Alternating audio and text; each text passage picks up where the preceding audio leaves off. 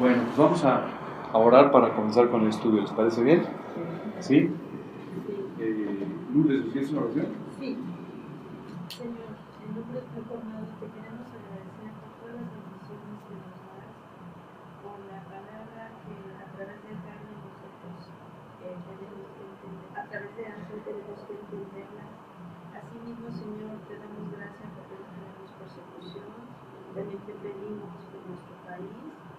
Y Señor, bendice la vida de Ángel, así también la de María, y cuídanos. También las personas que pudieron venir, que puedan venir el próximo día. Todo esto, Señor, te lo pedimos y te lo agradecemos en nombre de tu amado. El día del Padre Dios de los ¿no? Muy bien. El día de hoy vamos a comenzar con una serie de estudios. Es una serie de estudios sobre un pasaje que comienza en el capítulo 5 del Evangelio de Mateo. Déjame te cuento de qué se trata y por qué los estudios. En el Evangelio de Mateo, a partir del capítulo 5, se encuentra la predicación más importante, de mayor impacto de Jesús durante todo su ministerio. Es lo que tradicionalmente se conoce como el Sermón de la Montaña, o el Sermón del Monte. Y déjame explicarte un poco qué es esto del Sermón del Monte. Jesús había estado ya predicando por diferentes regiones de Israel y los apóstoles ya lo seguían, y había todo un grupo de discípulos que lo seguían. ¿Ustedes saben la diferencia entre un discípulo y un apóstol? ¿No? Lo van a saber hoy. Apóstoles son los que estuvieron con Jesús. Los discípulos fueron las personas que siguieron a Jesús, ¿de acuerdo? Todo un grupo de personas que siguieron a Jesús, que apropiaron sus enseñanzas y que empezaron a vivir conforme a estas enseñanzas, ¿de acuerdo? Personas que reconocieron a Cristo como su Salvador, pero que además lo estuvieron siguiendo por un tiempo durante todo su ministerio, la mayor parte de su ministerio. Estos discípulos son los que después son mencionados en el libro de Hechos y que continuaron la predicación del Evangelio. Ahora, los apóstoles fueron 12 de estos discípulos que fueron personalmente elegidos por Jesús. O sea, que si hoy alguien te dice que es apóstol, pues llegó 2000 años tarde, porque en realidad la elección de los apóstoles la hizo Jesús pues durante su ministerio, ¿verdad? Dice la Escritura que un día él estuvo orando y después de orar, él tomó la decisión de elegir a 12 de entre sus discípulos a los que llamó apóstoles. La palabra apóstol proviene del verbo apostolar, que significa enviar. Entonces, estos apóstoles iban a ser responsables por la extensión del Evangelio, junto con los demás discípulos, pero muy en especial, como un ministerio muy especial, la predicación del Evangelio al resto del mundo. ¿De acuerdo? Ahora, estos apóstoles, uno, conocieron a Jesús personalmente, ¿de acuerdo? Los eligió, ¿verdad? Entonces, muy importante, eran creyentes que fueron elegidos personalmente por Jesús y nombrados apóstoles específicamente por Jesús. Otra vez, si hoy tú ves el apóstol Rodríguez, pues o tiene 2000 años de vida, o de lo contrario, pues se confundió de nombre, ¿verdad? No es un apóstol, ¿de acuerdo? Pero estos son los requisitos o las condiciones para ser un apóstol, ¿ok? Dentro de estos 12 apóstoles, uno de ellos ni siquiera se salvó. ¿Se acuerdan quién? Judas, efectivamente. Entonces, Judas en realidad nunca toma esta decisión, ¿verdad?, de invitar a Cristo a su corazón. Entonces fueron 11 los que quedaron después de la muerte de Judas. Y entonces, después de la muerte de Judas y después de la ascensión de Jesús, los apóstoles toman la decisión de invitar a una persona más como apóstol, que fue, Matías, ¿de acuerdo? Él fue elegido para tomar el lugar de Judas, ¿de acuerdo? Entonces con eso tú tienes estos 12 apóstoles. Y después, al que se llamó el apóstol de los gentiles, fue a Pablo, el apóstol Pablo. ¿Por qué Pablo lo podemos considerar un apóstol si no fue nombrado entre los primeros 12 directamente por Jesús? Uno, porque tuvo un encuentro personal con él en el camino de Damasco. ¿Recuerdas cuando se convierte? Jesús literalmente se aparece y le dice, y habla con Pablo, ¿verdad? Esto lo trae a la conversión. Y segundo, ese mismo día, en el camino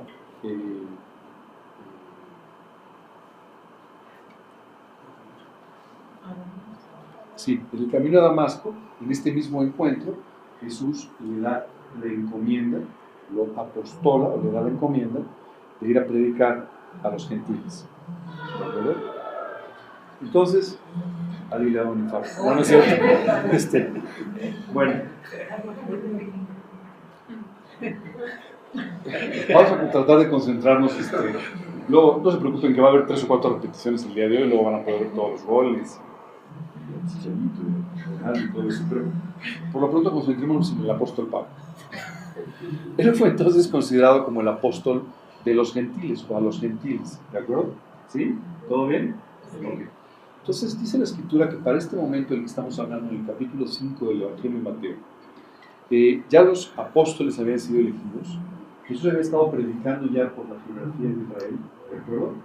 Y hay un momento muy especial en el cual, en un lugar estratégico, cuando mucha gente empezó a seguir a Jesús, no solo discípulos, sino mucha gente, Jesús entonces se sienta en un lugar, en un monte, y comienza a dar este sermón, esta predicación que se conoce como el Sermón del Monte. ¿Por qué este Sermón del Monte es importante? Solamente es importante porque te describe cómo una persona tiene que vivir cuando sigue a Cristo. Este Sermón del Monte, que además fue un sermón bastante largo, Jesús predicaba sermones o mensajes normalmente más cortos, este que fue bastante largo, básicamente ocupa todas las diferentes posibilidades que hay en la vida para de esta manera enseñarte cómo vivir. Por eso el sermón es tan importante. Ahora, esta serie de estudios que tú y yo vamos a tomar no van a ser sobre todo el Sermón del Monte, sino solamente sobre la primera parte del Sermón del Monte. Esta primera parte es lo que comúnmente se llaman las bienaventuranzas. Ajá. Oye, ¿qué significa esto de bienaventuranzas? ¿Por qué la gente es bienaventurada? La palabra bienaventurada significa básicamente 2 cosas. Es una persona feliz y bendecida. Es decir, es una persona que tiene la gran bendición de vivir siendo feliz. Quiero explicarte aquí varias cosas. La primera de ellas es que una y otra vez tú te encuentras dentro de las predicaciones de Jesús, a Jesús hablando de nosotros como alguien que al seguirlo recibe una vida abundante. Les dijo, yo he venido para daros vida y para dar vida en abundancia. Dios ha diseñado la vida cristiana para que tú y yo vivamos una vida abundante. Muchas veces tenemos la idea equivocada por completo de que la vida cristiana es una vida aburrida, triste o limitada. Cuando la vida cristiana lo que hace es darte libertad, no limitaciones, sino libertad. Las limitaciones las ponen los hombres y el pecado, pero nos da libertad, nos da la posibilidad de vivir felices, ¿no? Y nos da la posibilidad de recibir todo tipo de bendiciones de parte de Dios. ¿Por qué Jesús empezó el Sermón del Monte con las bienaventuranzas? Porque simplemente el mensaje era muy claro. Primero les voy a enseñar cómo ser felices y después les voy a enseñar una ética de vida a través de la cual no solamente van a ser felices, sino van a aprender cómo servir, cómo ser útiles para otros y cómo ser útiles para Dios de aquí hasta que dejen esta vida para partir de la eternidad. Si tú y yo solamente tuviésemos el sermón de la montaña, créeme, tendríamos más que suficiente para vivir bien. Dios nos ha dejado mucho más, pero este mensaje del Sermón del Monte es particularmente importante. Lo que tú y yo vamos a empezar a estudiar a partir de hoy y cada domingo es cómo ser felices. ¿Sabes qué me impresiona mucho? El mundo entero se pasa la vida buscando esto, ¿no? Si tú hoy entras a cualquier librería, siempre hay un espacio muy importante de libros de cómo ser feliz, ¿no? Cómo tener hijos felices, cómo ser feliz. El otro día me encantó uno porque el libro, ¿qué título? Dice, casados pero felices, dice el libro. El título es genial. Me pareció, por supuesto que se vende muy bien. El título es maravilloso. Pero, ¿sabes? Todos estos conceptos que tú y yo vamos a aprender a partir de hoy, lo que van a hacer es que seas feliz si tú lo sigues. Vas a ver que cada uno de los mensajes empieza diciendo bienaventurado, y luego dice el que vive de esta manera. Si vives de esa manera, vas a tener la gran bendición de ser feliz y vas a tener la gran bendición de poder recibir todo tipo de bendiciones de parte de Dios hacia tu vida. Así es que no te compliques demasiado. Solamente vive estas bienaventuranzas y créeme, esto cambiará tu vida de forma definitiva. Comienza el capítulo 5 diciendo: viendo la multitud, subió al monte y sentándose, vinieron a él sus discípulos y abriendo su boca les enseñaba diciendo. ¿Sabes?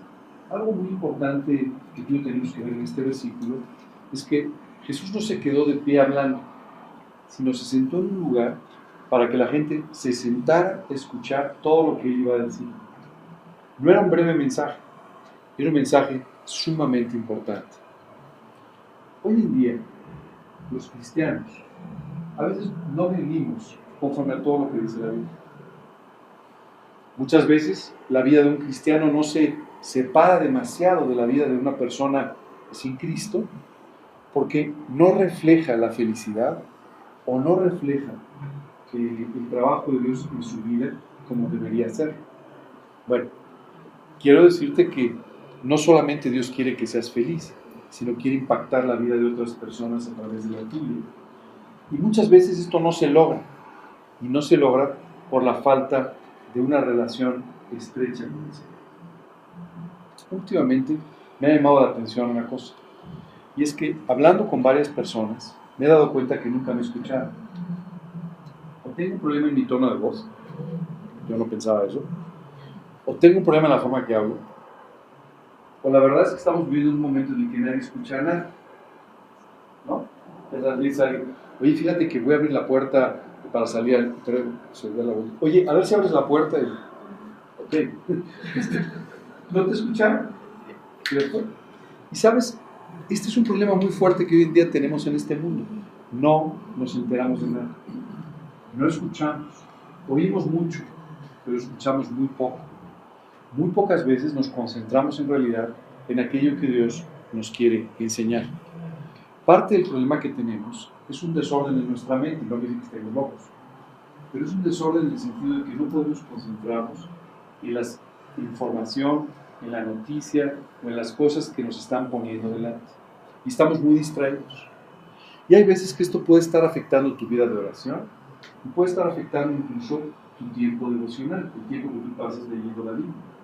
Porque muchas veces tú puedes leer páginas y páginas de la Biblia y ni siquiera saber qué fue lo que leíste. ¿Sabes? Yo tuve un desafío hace varios años y es dejar de marcar dónde estoy leyendo. Porque si leí, debo saber dónde me quedé. ¿Cierto? Si mi lectura del día de hoy sirvió de algo en mi vida, cuando mañana llegue, la volveré a encontrar y sabré dónde empieza la nueva enseñanza para el siguiente día. Sé que puede haber sonado muy atrevida mi decisión, pero dije, Dios, quiero asegurar de que cada día yo obtenga tu palabra, lo que tú tienes para mí en este día. Muchas veces tú y yo podemos pasar hojas y leer, y al terminar de leer, ¿qué fue lo que leíste hoy? Algo en el Evangelio de Lucas. ¿Sí? Ah, qué bueno. Déjame buscar la guía, ¿no? Estoy en el capítulo 6 de Lucas, ¿verdad? ¿Sabes? Muchas veces tú y yo podemos estar muy distraídos y no estar permitiéndole a Dios que trabaje en nuestro corazón, en nuestra mente y nos enseñe en su palabra. Ten mucho cuidado con estas distracciones. Pueden estar afectando también tu vida de oración, ¿no? ¿Sabes? Muchas veces una persona está cansada, muchas veces una persona está distraída, se pone a orar y después de 15 minutos se da cuenta que no tiene ni idea de lo que está orando, ¿no? Y su mente ya revoloteó por todos lados, por los problemas del día, por las cosas que pasaron. Lo primero que te quiero sugerir es que utilices las mañanas. ¿Sabes? Mi esposa siempre me dice que me levanto demasiado temprano. Sí, pero ¿sabes qué sucede cuando te levantas muy temprano a buscar al Señor? Esto cambia tu día. Esto orienta tus pensamientos. Esto orienta el resto del día. Pero sobre todo, tu mente está completamente despejada para poder entonces pasar tiempo con el Señor y aprendiendo su palabra. Durante el día a veces la mente se llena de tantas cosas, ¿verdad? Que nos hacen un poco de ruido. Pero el día de hoy yo te quisiera pedir que a partir de ahora Cuando Dios te habla a través de su palabra, cuando Dios quiere hablarte a través de la oración, te tomes el tiempo para sentarte y estar atento a lo que te quiere decir. Me llama mucho la atención cómo Jesús aquí se sentó para que todos se sentaran, ¿de acuerdo? Y de esa manera escucharan este mensaje que iba a ser tan importante. ¿Sabes? El otro día, cuando platicamos de la historia de la iglesia, les comentaba cómo por primera vez, años después de que los cristianos estaban predicando el Evangelio, en un lugar les empezaron a decir cristianos. Y esto es porque su vida reflejaba completamente a Cristo. ¿Sabes? Muchas veces nuestra vida y nuestra ética para vivir en muchos aspectos no refleja a Cristo. Me llama mucho la atención escuchar constantemente personas que simplemente hablan de cómo tú no puedes vivir los principios de la Biblia en el ámbito de los negocios, o en el ámbito profesional, o en el ámbito de una institución, o en cualquier otro. Y pareciera que los principios del Evangelio solamente son para los domingos en la mañana cuando vas al estudio. Y tal vez un ratito el sábado, ¿no? O algún otro día de la semana. Esto es un error. Quiero decirte que los principios que tú y yo vamos a empezar a aprender a partir del día de hoy son para todo el día, todos los días de tu vida. Y si tú los aplicas, no solamente van a cambiar tu familia, tu vida, sino van a cambiar tu trabajo, tu negocio o las cosas que están a tu alrededor. Esta semana tuve una experiencia muy interesante. Una persona me pidió hablar conmigo. Y entonces empezó a contarme, y fíjate que yo toda mi vida he tenido una ilusión. Y de repente hace unos meses como que se atisbó, parecía que podía cumplirse esta ilusión. Pero la realidad es que no me tomó un muy buen momento espiritual. Estaba muy distraída, estaba pensando en muchas cosas, no estaba con la mejor de las actitudes. Hace unos días llegué delante de Dios a pedirle perdón por esto. Y llegué a pedirle a Dios que transformara mi vida y que me volviera a enamorar de Él y que hiciera otra vez que Él fuera mi primer amor. Empecé a buscarlo con todo mi corazón en estos días. Y tan solo ayer, hace 2 o 3 días, recibí una llamada en la cual se cumplía la ilusión profesional que yo tenía toda mi vida. ¿Sabes qué me llamó muchísimo la atención? Porque estaba contentísima por lo que había pasado con respecto a su profesión, pero todavía más contenta porque sabía que esto ahora venía de Dios, no solamente no a través de su trabajo y su esfuerzo personal. Y ella sabía entonces que este proyecto profesional ahora se convertía en un proyecto de vida, unido con el proyecto de su vida espiritual. Esto es muy importante. Tú y yo no podemos separar ámbitos de la vida.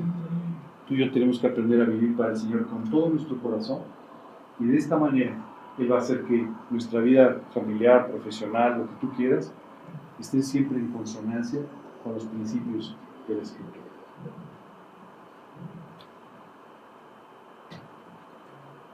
Y Jesús comenzó a hablar de la primera de las bienaventuranzas. Y dice: bienaventurados los pobres en espíritu, porque de ellos es el reino de los cielos. Quiero decirte que la mala interpretación de esta bienaventuranza ha causado muertes. Así te lo digo.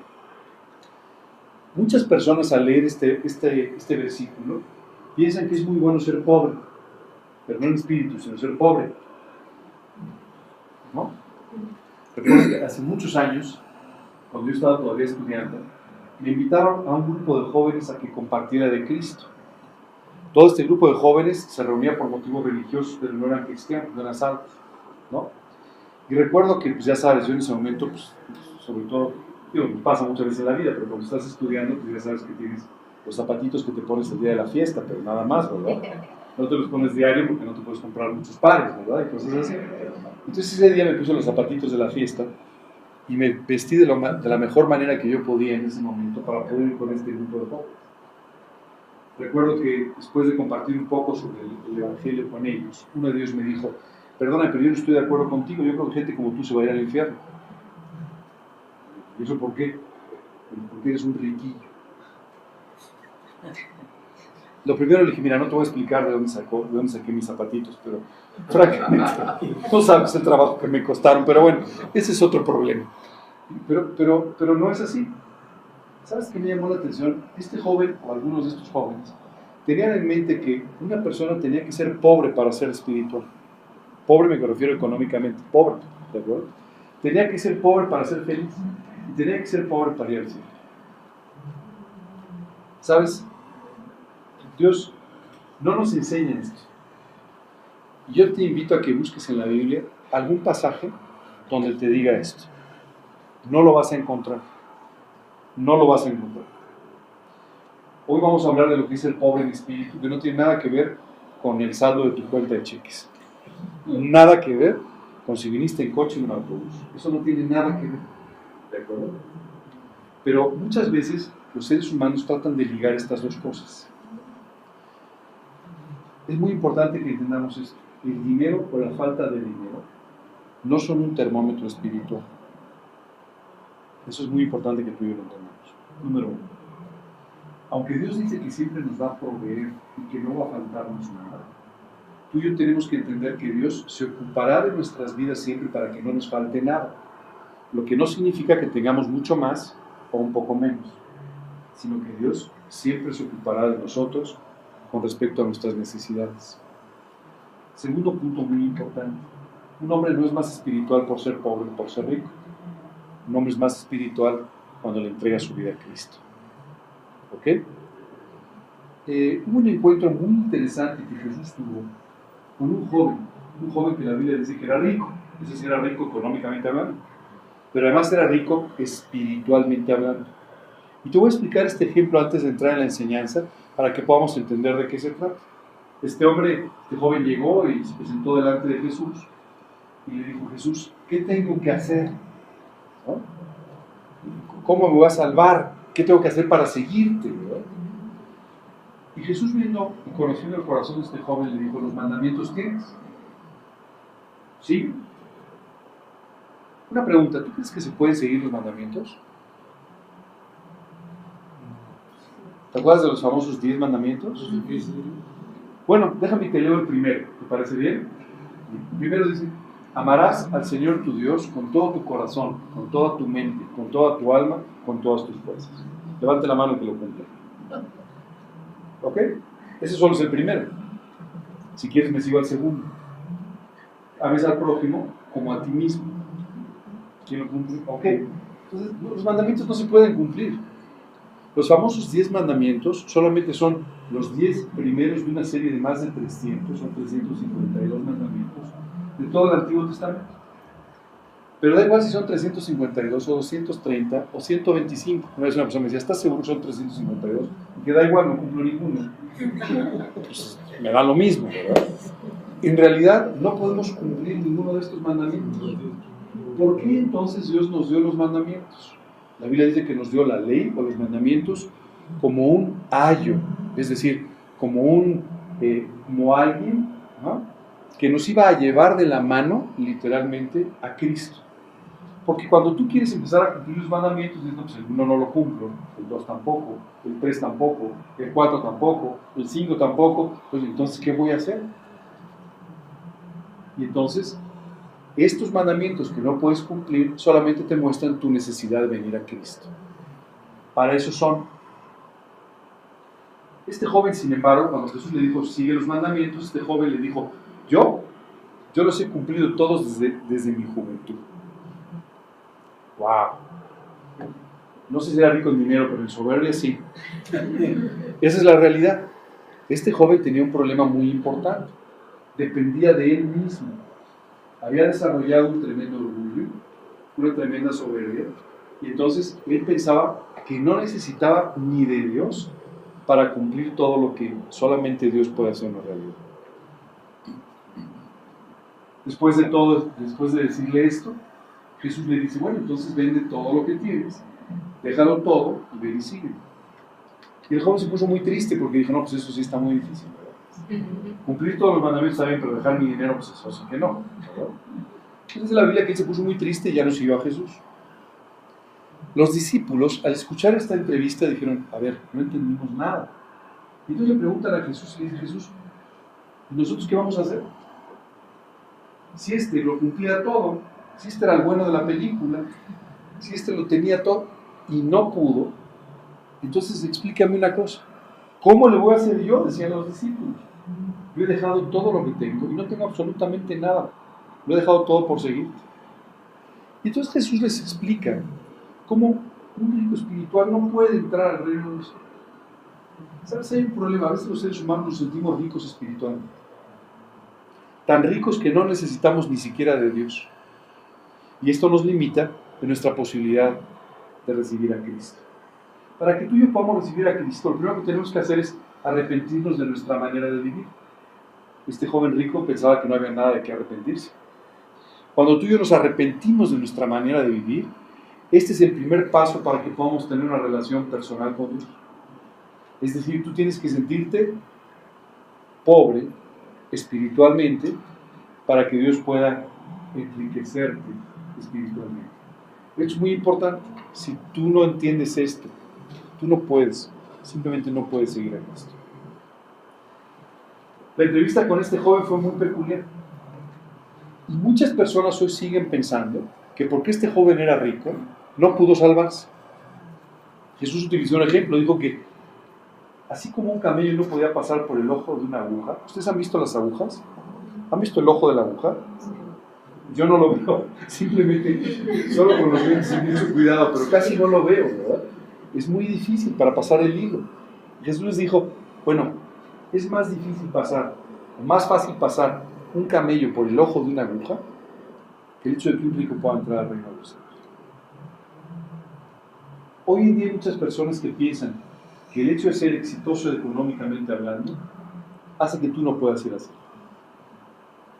Pero esto no tiene nada que ver con lo que Jesús enseñó.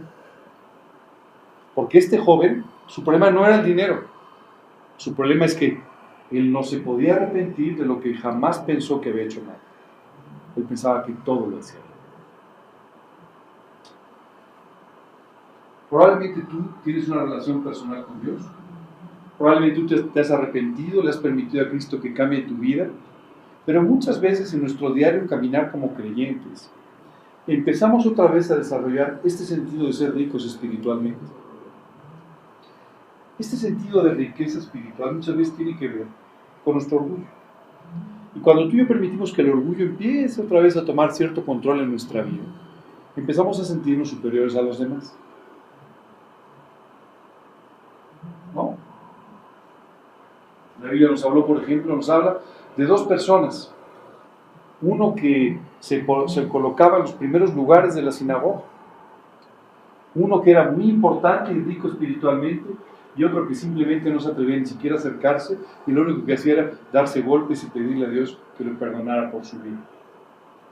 Jesús, identificando estos dos personajes, habló de cómo uno de ellos, aquel que se sentía indigno de estar delante de Dios, había sido justificado y perdonado, mientras que aquel otro que se sentía tan rico espiritualmente, simplemente ni siquiera había podido tocar el manto de Jesús. Es importante que tú y yo entendamos esto, porque muchas veces empezamos a sentirnos espiritualmente superiores a los demás. Cada vez que tú te sientas espiritualmente superior a alguien, solo quiere decir que tu orgullo te está jugando una mala pasada. Tú y yo no somos superiores a nadie.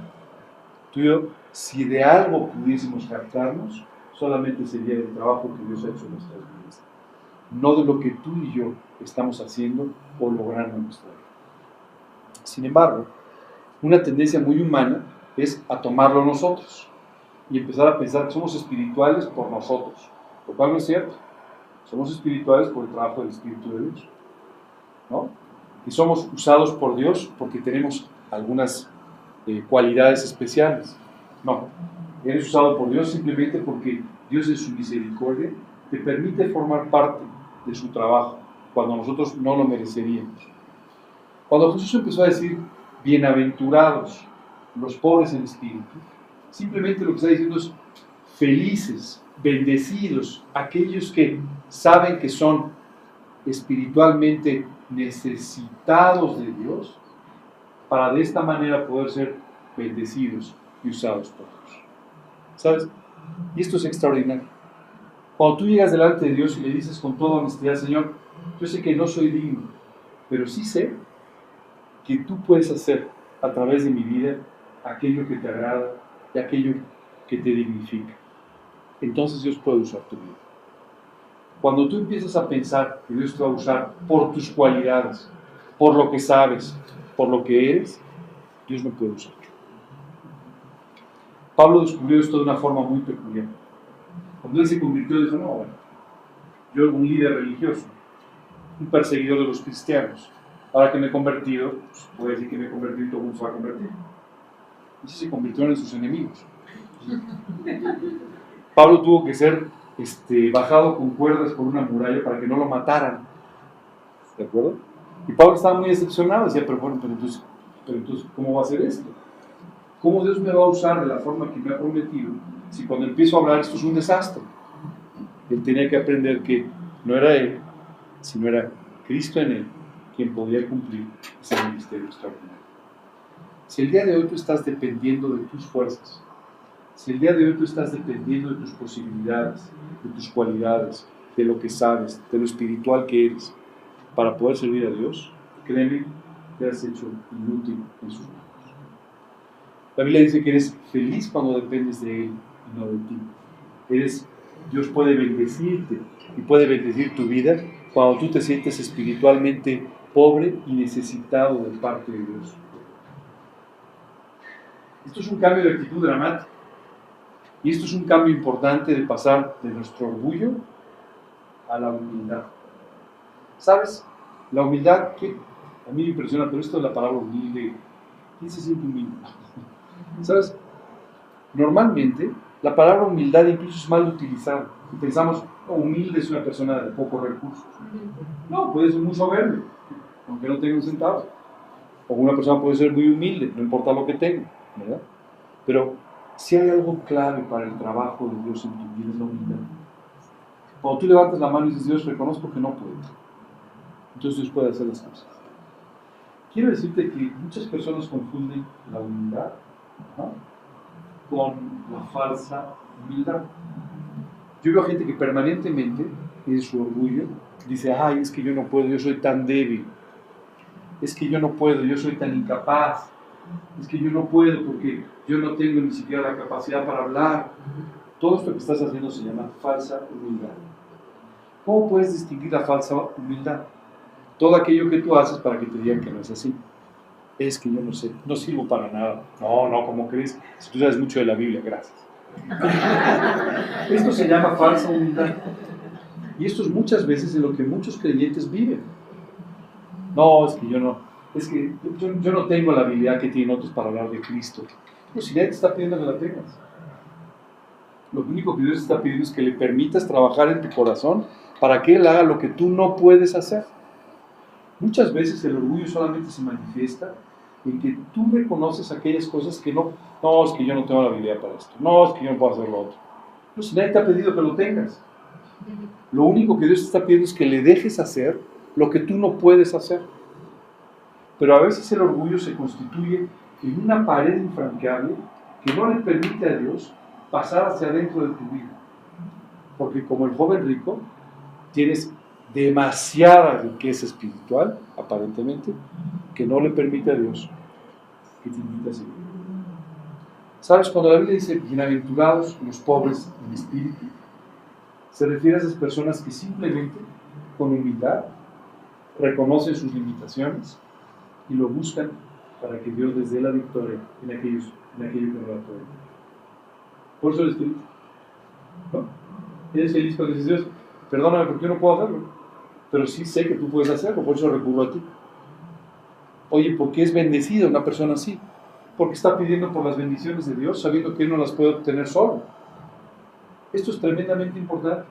Tú y yo no podemos predicar el Evangelio en nuestras fuerzas. Tú y yo no podemos vivir los principios de Dios en nuestras fuerzas.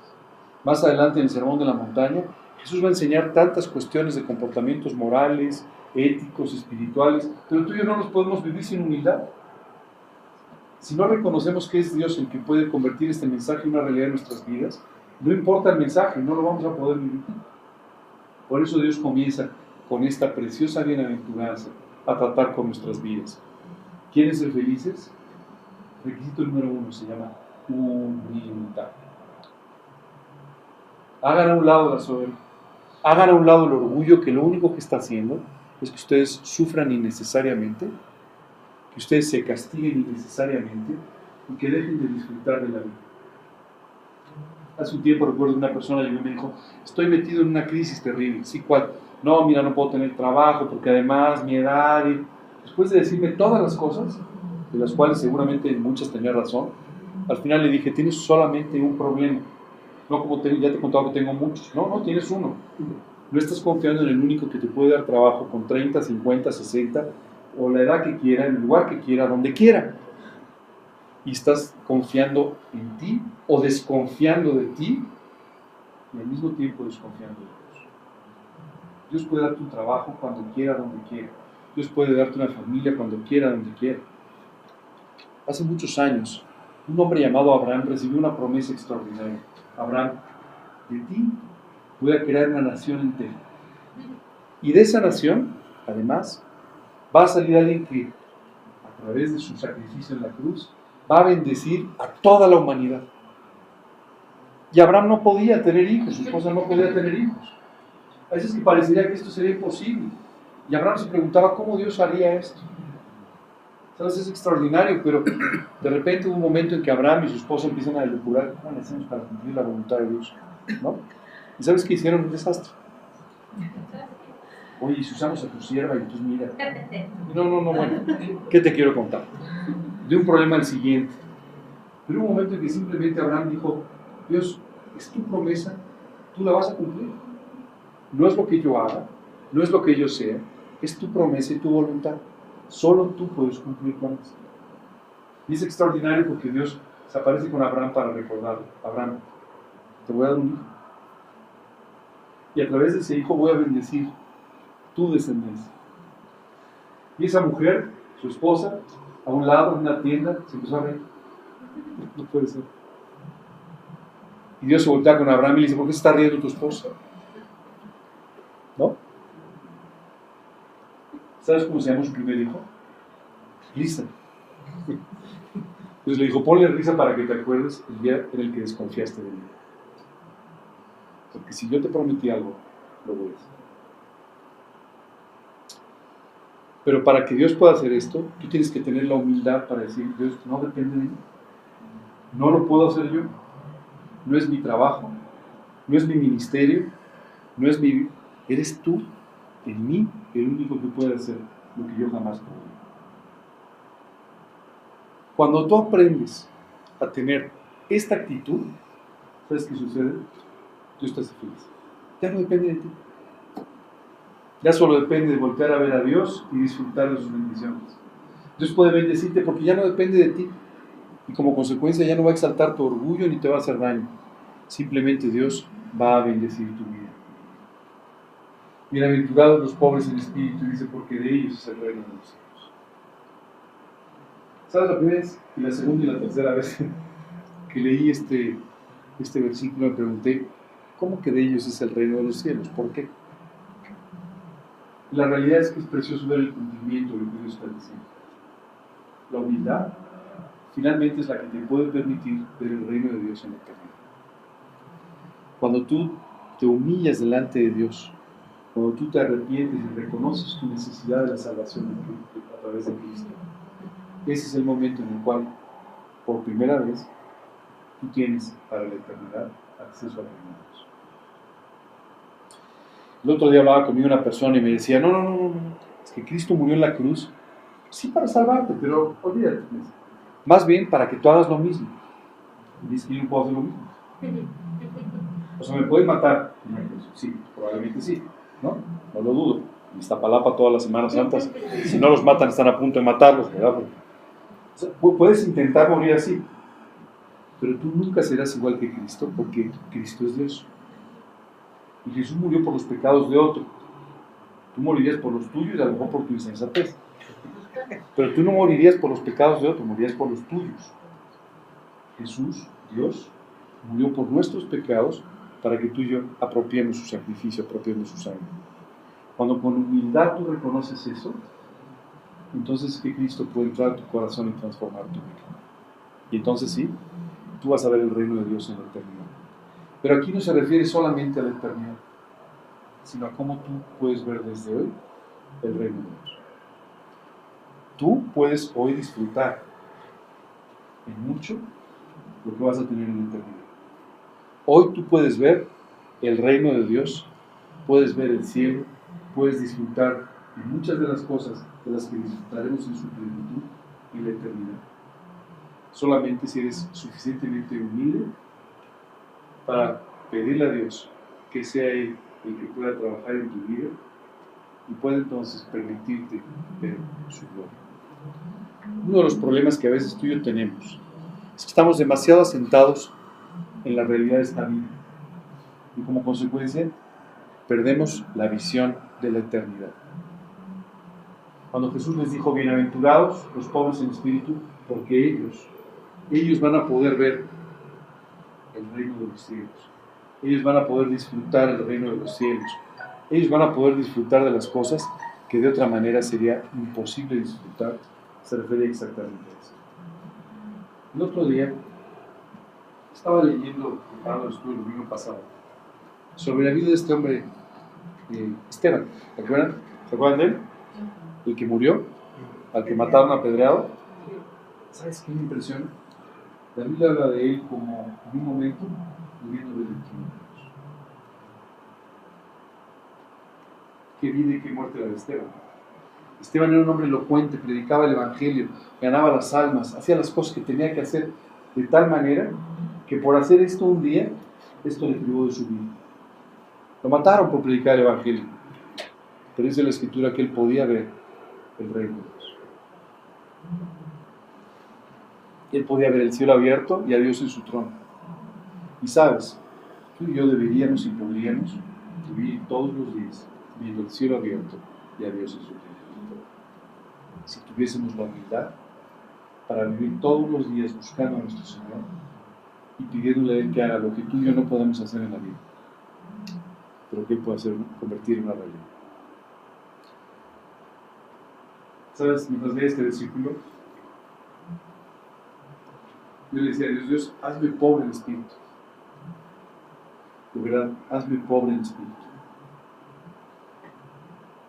Hay algo más de lo que te quiero hablar sobre este versículo. No importa cuánto dinero tengas o no tengas, pero sí importa cuál es tu visión de él.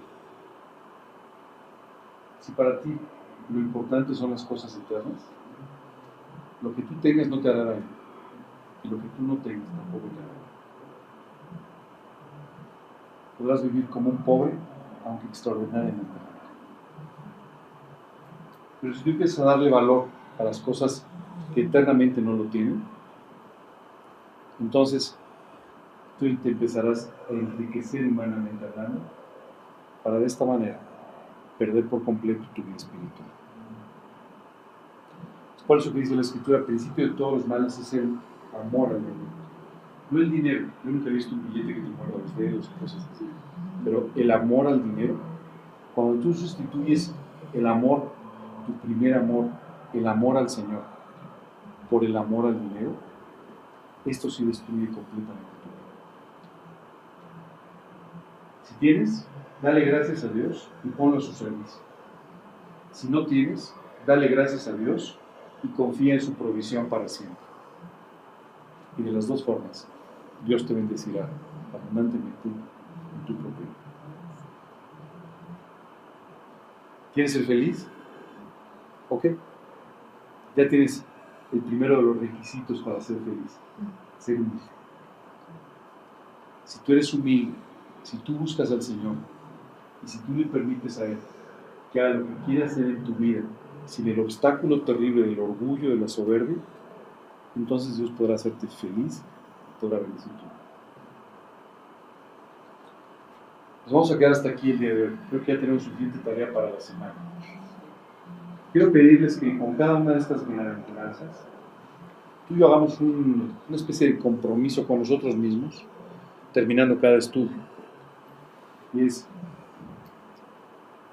pidiéndole a Dios que nos haga durante la semana humildes, pobres en espíritu, que podamos ver su bendición y podamos disfrutar de su alegría y podamos disfrutar de su amor. ¿Les parece bien? Sí. Cada semana iremos con una bienaventuranza más, aprendiendo algo más, que irá completando la forma en la que Dios quiere que vivamos y en la que Dios pueda hacernos completamente felices. ¿Preguntas, dudas? ¿No? ¿Todo clarísimo? ¿Sabes qué impresión con este sermón del monte? Hace muchos años di este estudio y vi todo el sermón de la montaña. ¿Sabes qué me impresionó? Más o menos tardé unos 6 meses en darlo. ¿Sabes que no hubo una sola pregunta en 6 meses?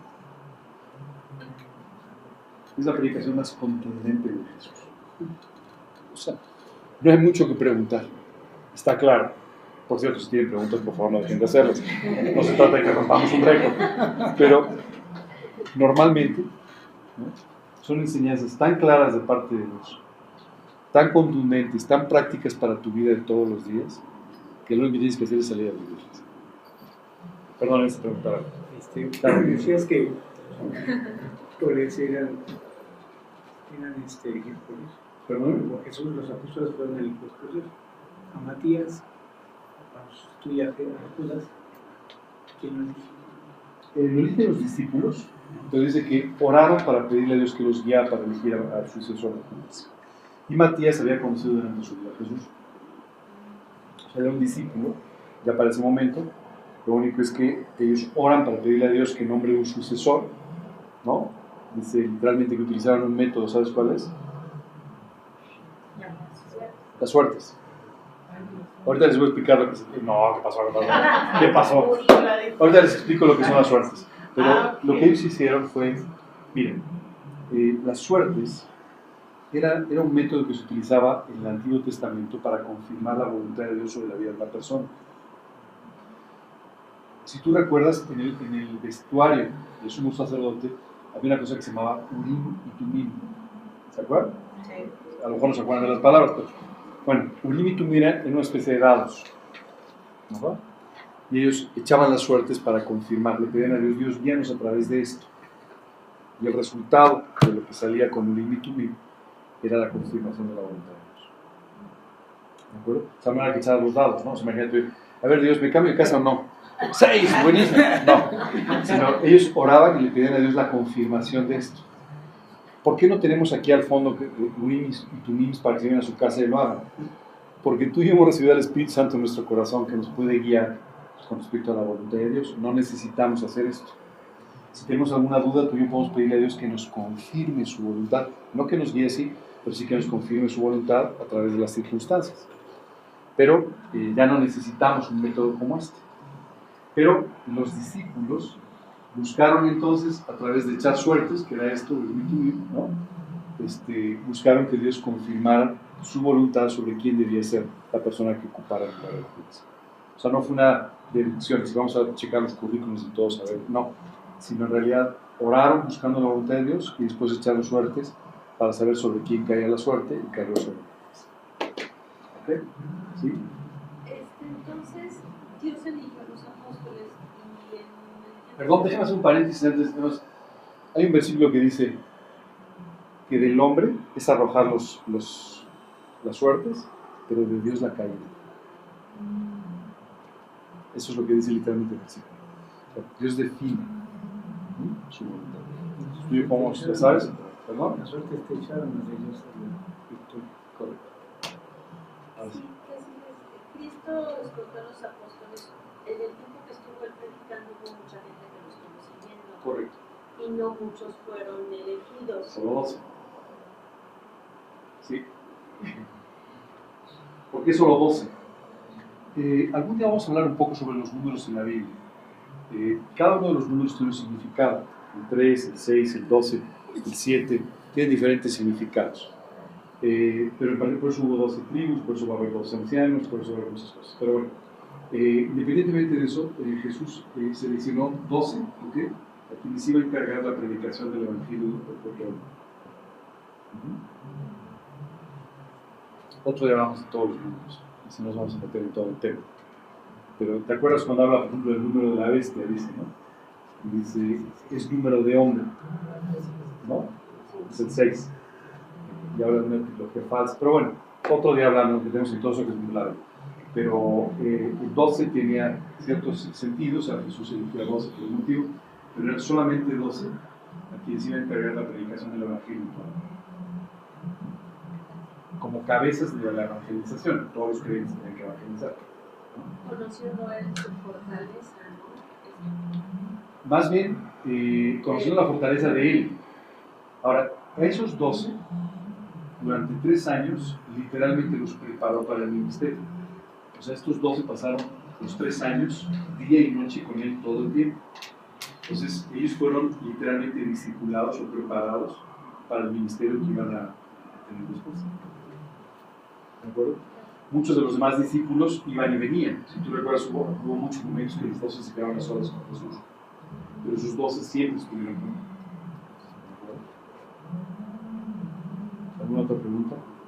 Para resumir y entender así, en resumen, con toda claridad, qué es el doble espíritu, es reconocer con humildad nuestra necesidad de Dios, De depender de él. Ajá. dependiendo de él Y no depender de nosotros mismos o de cualquier cosa. De que yo soy o de que yo sé y puedo hacerlo. Es correcto, es correcto. Ahora, yo no conozco un solo creyente que diga, yo soy orgulloso.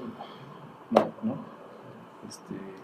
Pero muchas veces la falsa modestia es una manifestación muy clara del orgullo. Entonces tenemos que tener mucho cuidado con esta falsa modestia. Por eso esto es algo muy sutil en donde empieza el pensamiento correcto de esa actitud justamente de la humildad. El pensamiento correcto empieza en Dios, yo no puedo, pero tú sí, por lo tanto recurro a ti.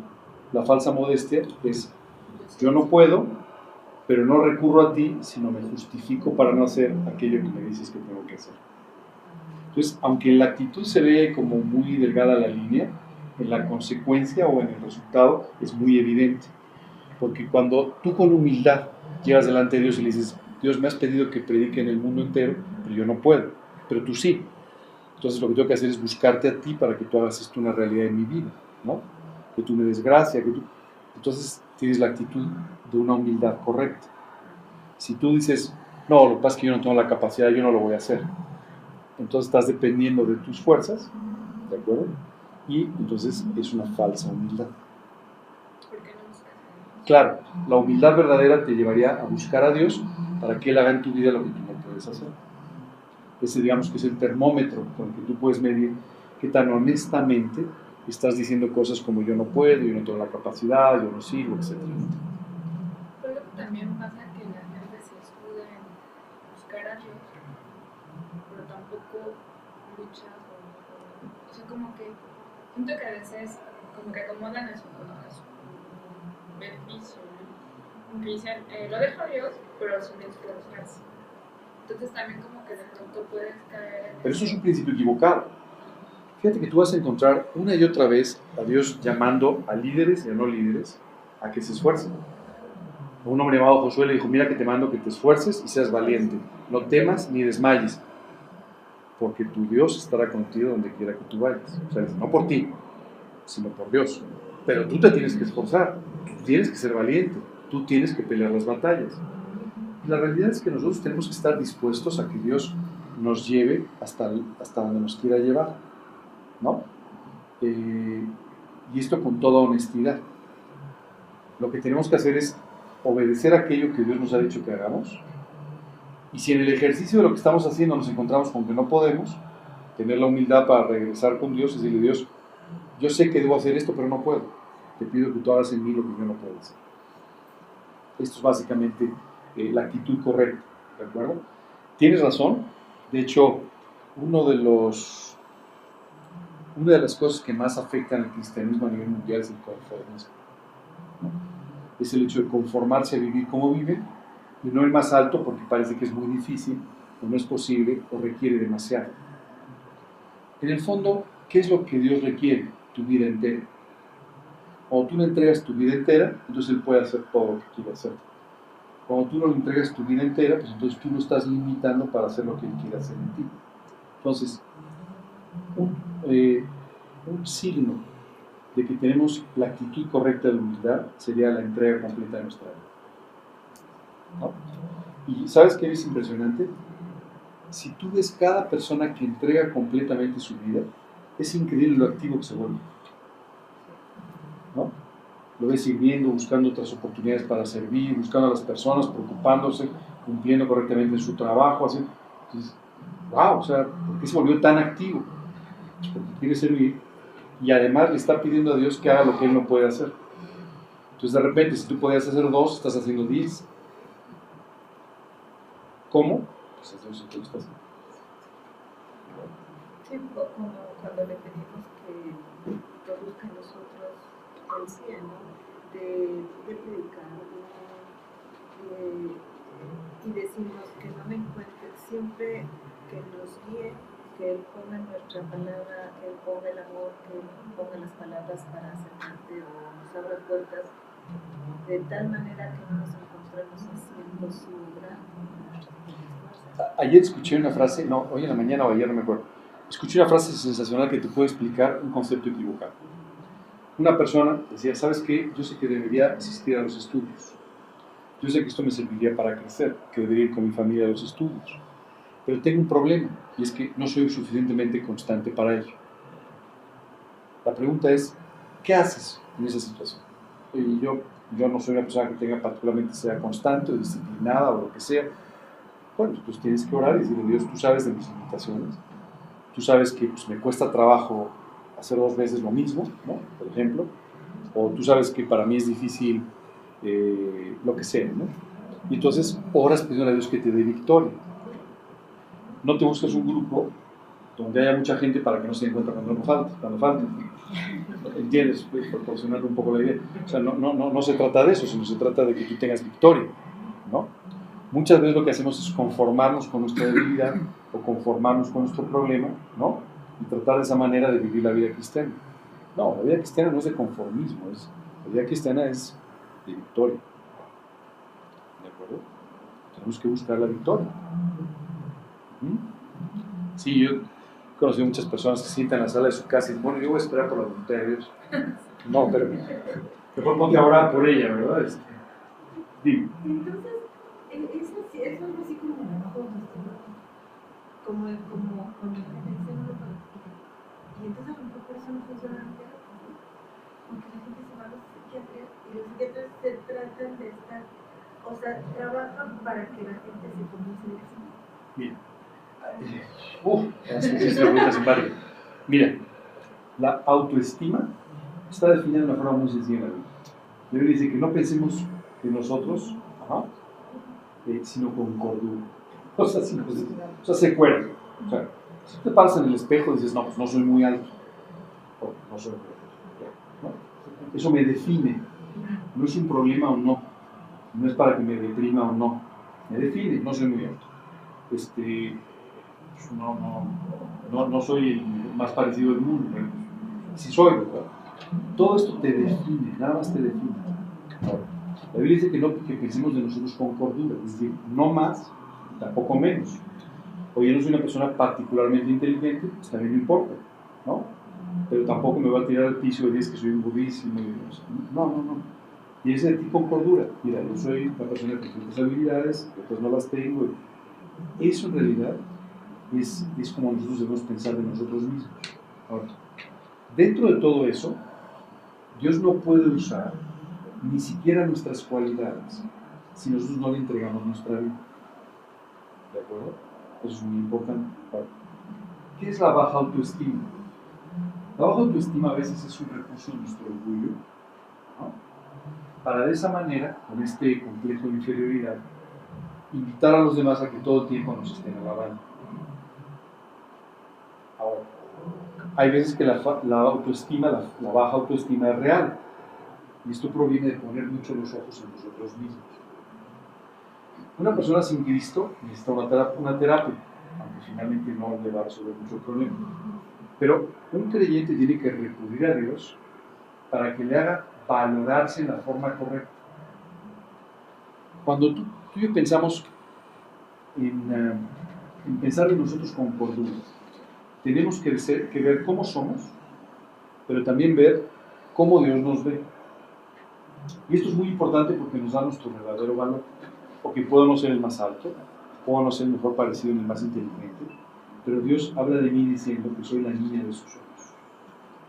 Eso quiere decir que soy profundamente estimado, que Dios lo llama como soy, ¿verdad? Esto nos permite vernos como somos, sin que esto nos deprima o nos mande hasta baja autoestima, ¿de acuerdo? Pero también nos hace ver nuestras limitaciones para que podamos depender de Dios. Claro. Entonces, ¿sí existe la baja autoestima? Sí, hay personas que tienen un problema de baja autoestima por muchos motivos, pero la idea es que tú recurras a Dios para que Él te haga estimarte en la forma correcta, pensando de ti con cordura, ¿no? Y también ver el tremendo valor que tienes delante de Dios. ¿No? ¿Alguna otra pregunta, duda? ¿No? ¿Nada? Ok, para vivirlo. Vamos a terminar con una oración, ¿te parece bien? ¿Sí?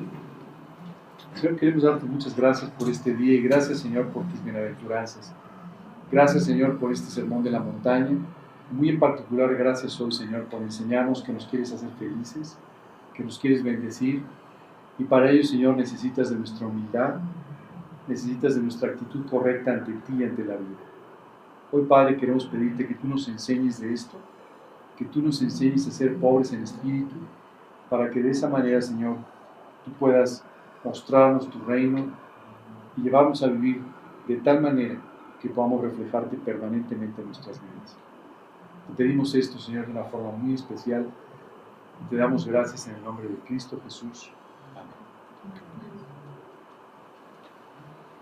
Muy bien, nos vemos el próximo domingo. Dios los bendiga y felicidades a los papás.